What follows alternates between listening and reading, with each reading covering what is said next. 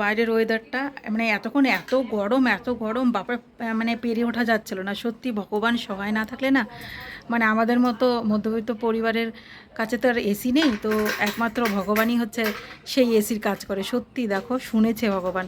আর ওয়েদারটা দেখো, এই যে এতটা সুন্দর হয়ে উঠলো।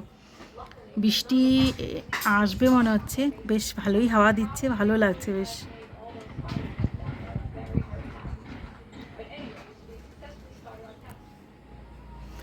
সত্যি না, ভগবান একমাত্র আমাদের সহায়, নয়তো মানে আমাদের মতো মানুষদের না খুব খুব কিন্তু অসুবিধায় হয়ে যায় অ্যাকচুয়ালি। ঠিক কি না বলো তো?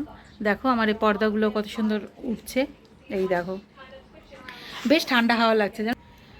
বলতে পারো হাওয়াটা এখন এত ঠান্ডা লাগছে, মানে দারুণ লাগছে হাওয়াটা। এই বলি না সবসময়, মানে ঘরের ফ্যানের হাওয়ার যে 4-5 ঘন্টাও খাও কোনো মানে ফারাক পড়ে না, কিন্তু এই হাওয়ার মানে প্রকৃতির হাওয়ার এক ঝটকা লাগলে সারা গা একদম জুড়িয়ে যায়।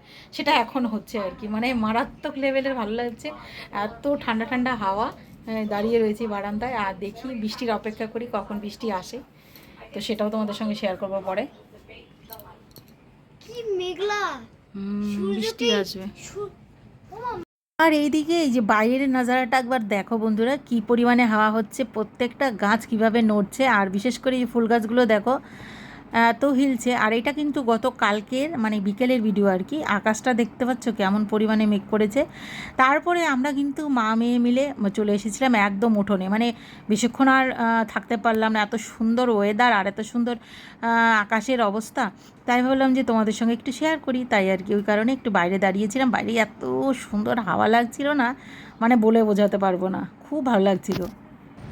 আর এইদিকে দেখো বন্ধুরা, এই যে সব মেঘগুলো না পুরো একদম মাথার উপরে উঠে গেছে, এই যে দেখো। আর দেখো চারিদিকটা কিন্তু এরকম একদম পরিষ্কার, মেঘগুলো সব মাথার উপরে। রাস্তায় ঘুরে বেড়াচ্ছে। আর বন্ধুরা এই যে দেখো, এখন না চারিদিকটা এই যে দেখো পরিষ্কার, আর মাঝখানে সব মেঘগুলো উঠে গেছে। এখন বৃষ্টি, এই যে শুনতে পাচ্ছ কিনা জানি না, বৃষ্টি কিন্তু স্টার্ট হয়ে গেছে অলরেডি, ধীরে ধীরে পড়ছে। দেখো মেঘগুলো দেখেছো সব মাথার ওপরে, এই যে দেখো কেমন দমকা হাওয়া দিচ্ছে। যাক একটু রাহাত পাওয়া গেল।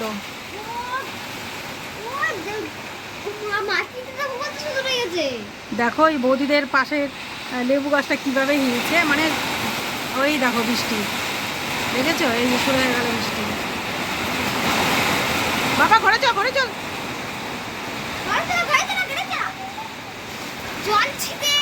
চিৎকার করিস না বাবা, চিৎকার করিস না।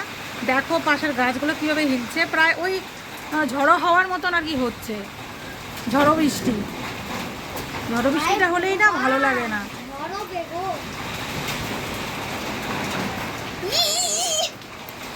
বাবা পাখিগুলোর জন্য খুব মায়া হয়, পাখিগুলো মানে ব্যালেন্স করতেই পারছে না, দেখো ভীষণ মায়া লাগে এরকম দেখলে।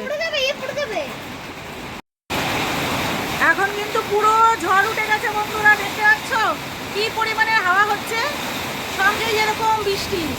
আর আমি তোমাদের সঙ্গে কিছু শেয়ার করতে পারছি না, দেখো আমাদের ফুল গাছগুলো কি পরিমাণে হিলছে, দেখতে পাচ্ছ।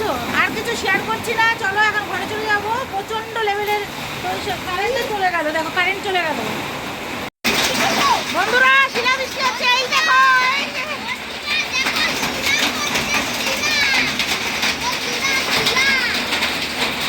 সত্যি কথা বলতে বন্ধুরা, কালকে না দিনটি ছিল পুরোই আলাদা। কেন বলছি, কারণ সকাল 5টা থেকে বিকেল 5টা পর্যন্ত ছিল প্রচণ্ড পরিমাণের রোদ, যেটা নাকি একদম টেকে থাকা যাচ্ছিল না। তারপরে পরের থেকে শুরু হয়ে গেল ঝড় বৃষ্টি, এমনকি সঙ্গে শিলও পড়েছিল। ওই কারণবশত ওয়েদারটা একদম ঠান্ডা ঠান্ডা হয়ে গেছিলো, খুব ভালো লাগছিলো। আর এটা ছিল রাতের সুন্দর একটি আকাশ, বেশ ভালো লাগছিলো। তো চলো নেক্সট ব্লগে আবার দেখা হচ্ছে, সবাই ভালো থেকো, টাটা।